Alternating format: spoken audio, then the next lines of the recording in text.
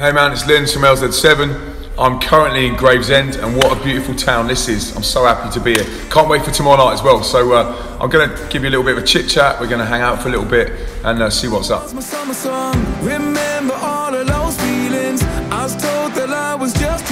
Yeah, so the meaning of the name is Landing Zone 7. And we've been explaining this in school actually. A landing zone 5 in the military terms is when you land in your own territory. A landing zone 7 is where you land in opposition territory and you steal it back. So when we share stories of young people handing in self-harm blades or saying, you know what, I want to put Jesus in the driving seat of my life, it's like we're stealing them back from the opposition territory and putting them on a new trajectory, which is different, better, and they're going in the right direction. So an LZ7 is just grabbing them and getting them in the kingdom in that sense.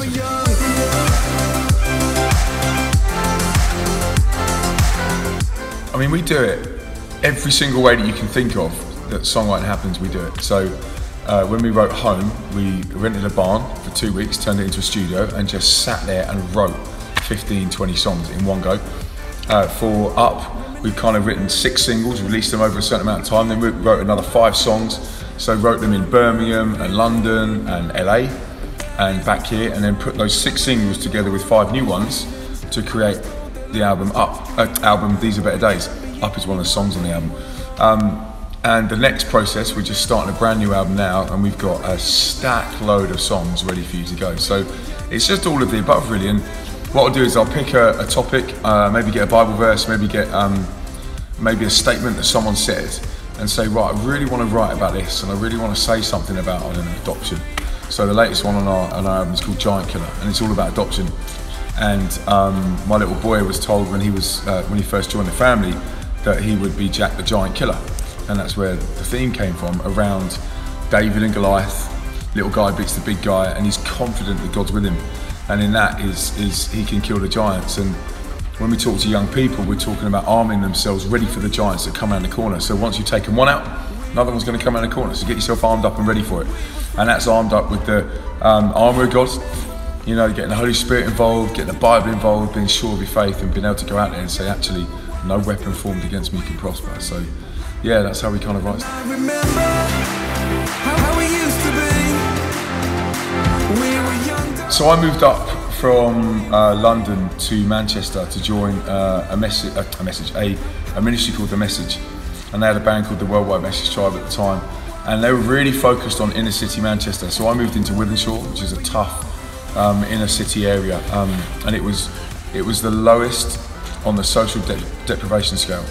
So at the time, I mean, I absolutely loved it. Like, I loved living there amongst some of the hardest to reach, some of the most socially deprived and poorest people, and really being there and being a youth worker there on the streets, living there with them for 6 years.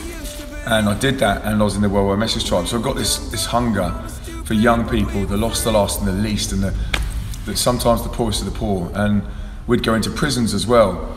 And with LZ7, when the tribe stopped, I've really felt God saying, look, the message doesn't change, as in the message of Jesus doesn't change, but the method does.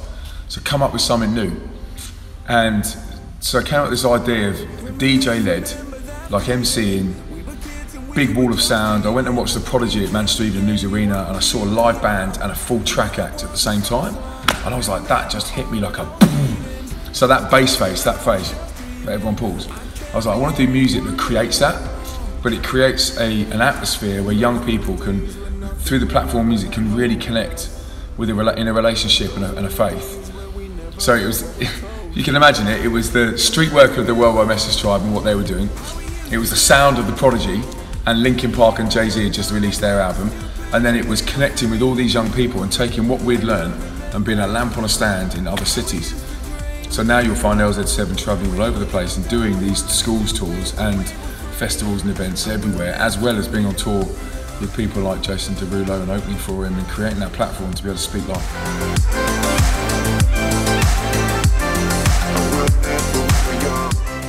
Off the back of the Derulo stuff, it just opened a lot of doors into that mainstream world, and it means that there's a lot of opportunities to really impact that world. So even today, I had a young person who is a Christian come up in school and say, how does doing this win people for Christ? And I was like, you said the word Christ, as in you really, you understand Christianity. And I said, look, this is how it works. Isaiah 40 verse 9 says you go up the mountain, and when you get to the top of the mountain, you shout to the towns of Judea and Jerusalem, here is your God. Getting up the mountain is creating a platform. That's getting to the top. That's getting to somewhere where we're going to shout so people will listen. Going up the mountain is the hard work. Going up the mountain is getting up at 5 a.m. to go and be in a year 8 in Slough. Going up the mountain is flying back from a Derulo tour in Milan in front of 15,000 people and turning up to St. Joseph's in Slough to do an assembly. That hard work, setting up all our PAs and putting it down, all that hard work is going up the mountain to the point where at a gig and at a show, we're on that platform to say, here's your God. This is what we're doing. We're leading it. Your might to say, Jesus' might to say, lamp on a stand. And the Great Commission said, when Jesus said, he said, go and make disciples of all nations. He didn't say come. Obviously, come to me on a Sunday, worship, praise. I'm not on a Sunday, just any day of the week, whatever day you do church and grow groups and small groups and what have you. But he said, go and make disciples of all nations. And some people, going is talking to someone in a coffee shop. I love doing that as well. Some people, it's talking to them in a football team, in a pub, in any social situation. For me and us in LZ7, it's go and put a lamp on the stand. Like go so that the world can see it and they see your good deeds and praise your Father in heaven. That to me is like, that's the biggest impact we could have. And creating that mainstream platform with the authenticity that we're still Christians and sticking to our guns, it seemed to have worked with Derulo. And we're the first band that really did that. And when we went out with Derulo, we were unashamed. I could do a full spoken word, it was a gospel spoken word about peacemaker, about knife crime, and then brought around to Jesus being the Prince of Peace. And we were getting standing ovations in every arena that we went. Now, I'm convinced that that's because we weren't trying to hide anything, it's because we were authentic, we were telling people about our faith and not going, oh boo, we're Christians. And I'd really dislike it if people were like, yo, how does that really work? Or no, that doesn't work. And I'm like, not dislike it, that's a strong word. What I mean is, our stuff, when you speak the word of Jesus, it doesn't return void, it doesn't come back to you void. And I really believe that in every situation that we're in, from an 8 a.m. assembly right the way through to a massive stadium with Jason Derulo, that God can have an impact, and he can use vessels like us to go and reach lost people that would never step into church. So we're going to make this on. When nothing would ever have hold of us, and those were the days where we never. Seasons, isn't it? People come to seasons. I think the last lineup, we had a girl called Lily Jo, and I specifically said to Jo, I said, come and join LZ7 for 2 or 3 years, do a season with us, really learn the school's work, and then I want you to launch out with your mental health resource. She's really into mental health, right? She launches this mental health resource. We carry on doing our school's work, and our new mental health resource, I'm Possible, links directly to the Lily Jo project. She's a trained counsellor. We can introduce them, pass them on to her, because that's what she wants to do, right? So a lot of the lineup changes have been releasing people to go and do what they do. Another guy called Adam Brown was in the band. He's now launched out and is a frontman to a drum and bass act called Wilkinson, who are playing the biggest festivals on the planet. Park Life, Reading and Leeds, all of those, headlining them. And it's just like, it's given them a stable platform to go to learn and then go send them out to the world and be a lamp on a stand. So who knows, the lineup might change again. I'll probably still be the same constant as well. It will change again, but the constant thing about it is that our mission statement is to take the life-changing message of Jesus to young people through music. That won't change. Now that means that I'm going to start new bands, we're going to bring young people through, we're signing other artists to come and work for Light, and we're just going to expand the work. So yeah, you'll see some changes, but We were free, and we'll live forever young. So Tim Jupp, his son is actually our drummer, Harry Jupp. But Tim, I actually gave my life to Jesus the first time when he was playing keys for Ishmael, and I must have been 8. And I remember walking down the front and Tim was playing. Then he started Delirious, and he's older than me, and Martin and the boys, they started their Cutting Edge on the Beach, and I used to go to that. And that would be the one thing on a monthly basis that I'd go to that I was like, oh, this is cool, I can bring my mates to. I would go to church on a Sunday, but just be completely boarded out.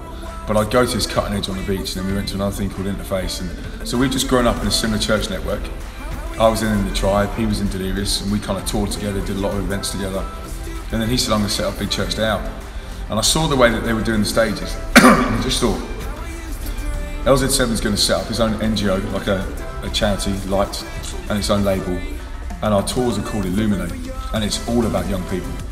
So what best way to, one, win young people, two, advertise to the Christian world, this is what we're doing, come with us on the journey, get us in your schools. Mums, if you want us to come to your school, get us in, youth workers. In fact, we're in Gravesend because one of the youth workers from your church found us at the Illuminate stage after I'd advertised it on main stage. So this has come off the back of Big Church Day Out. That to me is worth everything, to put money into it, to put manpower behind it, and let the church know that we're not disappearing into the mainstream. We're taking you on the journey with us to win as many people as possible. So that's our relationship with them.